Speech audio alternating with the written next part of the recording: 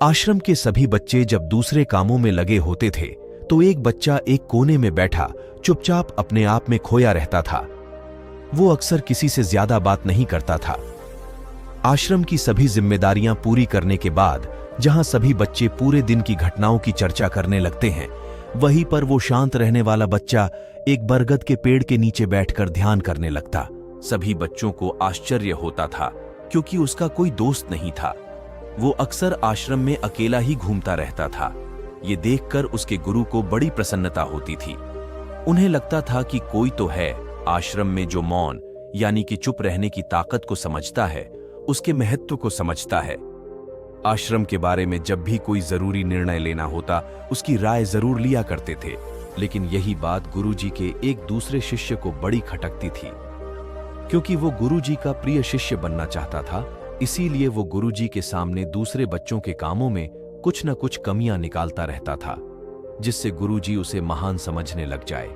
अक्सर वो अपनी जिम्मेदारियां पूरी तरह से निभाने का दिखावा भी करता, चाहे उससे कोई सलाह ना भी मांगे, लेकिन फिर भी वो उन्हें अपनी सलाह देता रहता था। वो बहुत ही बातूनी शिष्य था और आश्रम के दूसरे सभी बच्चों में बहुत प्रसिद्ध भी था, क्योंकि वो सबसे हंसी मजाक करता रहता था, उनसे दिन भर बातें करता रहता था, इसीलिए उसकी सबसे दोस्ती हो गई थी। लेकिन जब आश्रम के गुरु उसकी राय ना लेकर दूसरे बच्चे की राय लेते थे तो ये बात उसे बड़ी खटकती थी।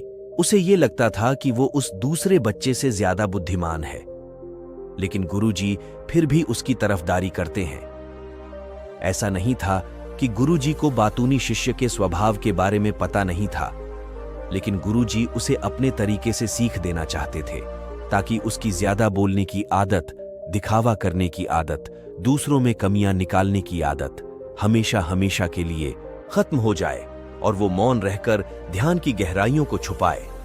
असल में हर सच्चे गुरु की यही इच्छा होती है। वो किसी तरीके से उस बातूनी शिष्य को एहसास कराना चाहते थे कि चुप रहने से ही उसे असीम सत्य को जाना जा सकता है। उस विराट का एहसास चुप होकर ही किया जा सकता है। एक दिन गुरुजी को एक तरीका सूझा। उन्होंने आश्रम के सभी बच्चों को अपने पास बुलाया और कहा कि मैं तुम सभी को दो दो हिस्सों में बांटकर अलग अलग गांवों में भिक्षा मांगने के लिए भेज रहा हूं, और जो भी दो बच्चे सबसे ज्यादा भिक्षा मांगकर लाएंगे, उन दोनों को आश्रम की सभी जिम्मेदारियां निभाने का मौका दिया जाएगा। अपनी बात जारी रखते हुए गुरुजी ने बताया कि भिक्षा मांगने से हमारा अहंकार खत्म होता है, इसीलिए हर शिष्य पूरे मन से भिक्षा मांगे। कोई भी इस काम को औपचारिकता में ना लें, वरना तो वो अपने जीवन का बहुत बड़ा ज्ञान खो देंगे। आश्रम के गुरुजी ने जानबूझकर बातूनी शिष्य और चुप रहने वाले शिष्य की जोड़ी बना दी। बातूनी शिष्य के मन में सिर्फ एक ही बात चल रही थी कि इस बार उसे मौका मिला है और इस बार वो गुरुजी को दिखा देगा कि वो चुप रहने वाले शिष्य से कितना ज्यादा प्रतिभावान है। दोनों शिष्यों ने आपस में अपनी सहमति से निर्णय लिया कि दोनों गांव के अलग अलग जगह से भिक्षा मांगना शुरू करेंगे, ताकि भिक्षा मांगने का काम जल्दी खत्म किया जा सके। चुप रहने वाला शिष्य हर द्वार पर जाकर अपने हाथ जोड़कर अपना भिक्षा का पात्र उनके सामने कर देता। उसके चेहरे पर एक सादगी और उसकी आंखों में एक एकांत होता था, जिससे भिक्षा देने वाले उसे भिक्षा देकर अपने आप को अनुग्रहित समझते थे। वहीं पर दूसरा बातूनी शिष्य हर द्वार पर जाकर उनको कुछ ना कुछ ज्ञान देने लगता था, जिससे ज्यादातर लोग उसे बिना भिक्षा दिए ही लौटा देते थे। पूरे गांव में भिक्षा मांगकर जब दोनों गांव के बीच में मिले तो बातूनी शिष्य ने देखा कि चुप रहने वाले शिष्य के पास उससे दुगुनी भिक्षा थी। ये देखकर उसे मन ही मन बहुत ठेस पहुंचा। लेकिन जब वो दोनों भिक्षा का सामान लेकर आश्रम की तरफ जा रहे थे, तब बातूनी शिष्य को एक चालाकी सूझी। उसने चुप रहने वाले शिष्य से कहा कि हमें अपनी भिक्षा एक ही थैले में डाल लेने चाहिए। गुरुजी ने हम दोनों को एक साथ भिक्षा लाने के लिए कहा था। चुप रहने वाले शिष्य ने बिना कुछ बोले अपनी सारी भिक्षा उसके थैले में डाल दी।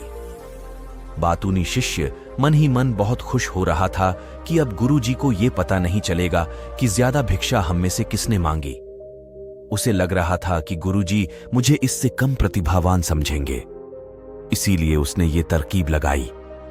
सभी शिष्यों के आने के बाद संध्या के समय जब सभी की भिक्षा तो ली गई, तो इन दोनों शिष्यों की भिक्षा सबसे ज्यादा निकली। गुरुजी ने इन दोनों का अभिवादन करते हुए आश्रम के सभी बच्चों के सामने उनकी पीठ थपथपाते हुए उन्हें मुबारकबाद दी और कहा कि मैं आश्रम का कार्यभार तुम दोनों को नहीं सौंप सकता। इससे आपसी मतभेद होने का खतरा रहता है। इसीलिए तुम दोनों में से जो ज्यादा भिक्षा लेकर आया है, आश्रम की जिम्मेदारी उसे ही सौंपी जाएगी। जब उन्होंने उनसे पूछा कि तुम में से ज्यादा भिक्षा कौन मांगकर लाया था, तो बातूनी शिष्य ने कहा कि गुरुजी, मैं इससे दुगनी भिक्षा मांगकर लाया था, लेकिन मुझसे गलती हो गई कि मैंने वो दोनों भिक्षा एक ही थैले में डाल ली। मुझे नहीं पता था कि आप ऐसा निर्णय लेने वाले हैं, वरना तो मैं अपनी शिक्षा का थैला अलग ही रखता। इस पर गुरुजी ने चुप रहने वाले शिष्य से पूछा कि क्या तुम इसके बाद से सहमत हो? क्या तुम इससे कम भिक्षा लेकर आए थे? ये सुनकर चुप रहने वाले शिष्य ने कहा कि गुरुजी, मेरे पास ऐसा कोई साधन नहीं है जिससे मैं ये साबित कर पाऊं कि मैं इससे ज्यादा भिक्षा लेकर आया था। असल में ये उल्टा बोल रहा है। दुगनी भिक्षा मैं लेकर आया था, ये मुझसे आधी भिक्षा लेकर आया था और इसी ने ही मुझसे भिक्षा एक थैले में डालने की बात कही थी। आश्रम से कुछ दूरी पर एक पहाड़ी थी जिसके पीछे सूरज अभी अभी संध्या के समय ढल रहा था। गुरुजी को तो पता था कि सच कौन बोल रहा है, लेकिन बाकी बच्चों के सामने सच साबित करने के लिए उन्होंने उन दोनों से एक सवाल पूछा कि पीछे पहाड़ी पर तुम्हें क्या दिखाई दे रहा है? यह सुनकर वाचाल शिष्य झट से बोल पड़ा कि गुरुजी, पहाड़ी के पीछे सूरज अपना रंग बिखेर रहा है, आसमान में लालिमा छाई हुई है, ये बहुत ही सुंदर दृश्य है। वो तो और भी बहुत कुछ कहना चाहता था, लेकिन गुरुजी ने उसे चुप करते हुए दूसरे शिष्य से जवाब जानने के लिए जब उसकी तरफ देखा तो उसकी आंखों में आंसू भरे हुए थे। श्रद्धा, भक्ति और प्रेम से उसकी आंखें भर आई थीं। गुरुजी को उससे पूछने की जरूरत ही नहीं पड़ी। गुरुजी ने सभी बच्चों को संबोधित करते हुए कहा कि मैंने सवाल किया था कि पहाड़ी के पीछे तुम्हें क्या दिखाई दे रहा है? ज्यादातर लोगों को यही दिखाई देगा कि एक बहुत सुंदर दृश्य है, लेकिन मजे की बात यह है कि सुंदरता बोलकर नहीं बताई जा सकती, उसे महसूस किया जा सकता है और सामने वाला उस सुंदरता को आपकी आंखों में देख पाता है। चुप रहने वाले शिष्य की तरफ इशारा करते हुए गुरुजी ने कहा कि असल में सुंदरता इसी बच्चे ने देखी है। दूसरे बच्चे ने सिर्फ सुंदरता की उपव्याख्या की है, लेकिन इसने वास्तविकता में उस सुंदरता को महसूस किया है। अपने आप को ऊंचा दिखाने की सभी कोशिशें नाकाम होती देख वाचाल शिष्य वहीं पर फूट फूट कर रोने लगा। उसको चुप कराते हुए गुरुजी ने कहा कि बेटा, मुझे पहले से पता था कि तुम झूठ बोल रहे हो, लेकिन मैं तुम्हें उस झूठ का एहसास कराना चाहता था। सभी बच्चों को संबोधित करते हुए गुरुजी ने बताया कि शब्द जाल की तरह होते हैं।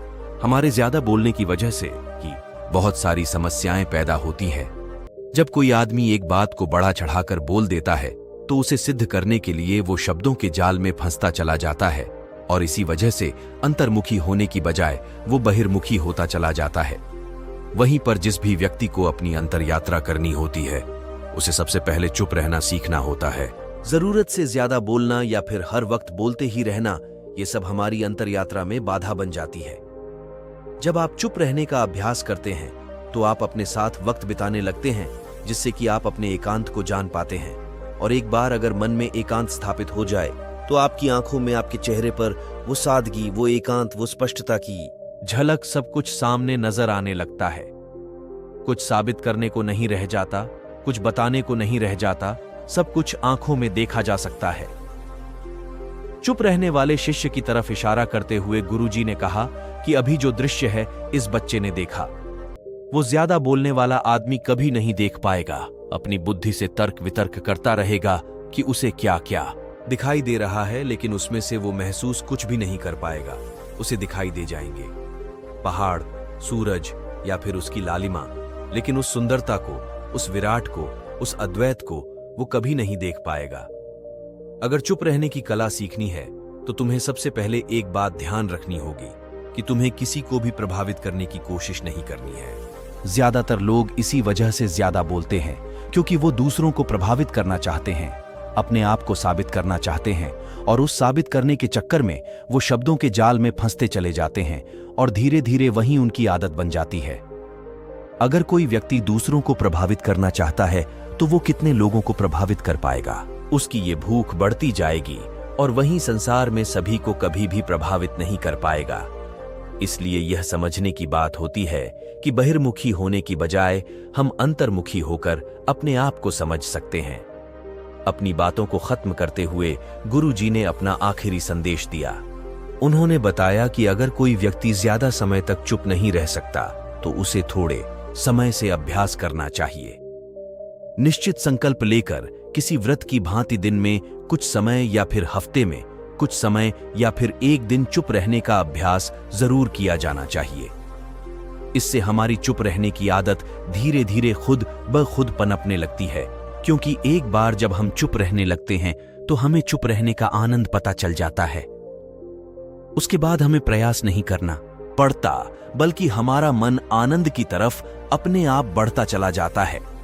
चुप रहने की कला सीखने के बाद आपकी बुद्धिमानी और आपकी स्पष्टता दोनों में बहुत ज्यादा फायदा होगा। वास्तविकता में जिसे दर्शन कहते हैं वो मौन रहकर ही किया जा सकता है। इसके बाद सभी बच्चों से कुछ समय चुप रहने का संकल्प लेकर गुरुजी ने अपनी बात खत्म कर दी और सभी बच्चे रात्रि का भोजन करने के लिए एक साथ भोजन कक्ष में पहुंच गए।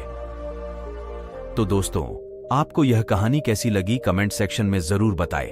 अगर अच्छा लगे तो कमेंट में नमो बुद्धाय जरूर लिखें। तो मिलते हैं किसी अगली कहानी में, तब तक के लिए अपना ख्याल रखें। Subscribe now and press the bell icon.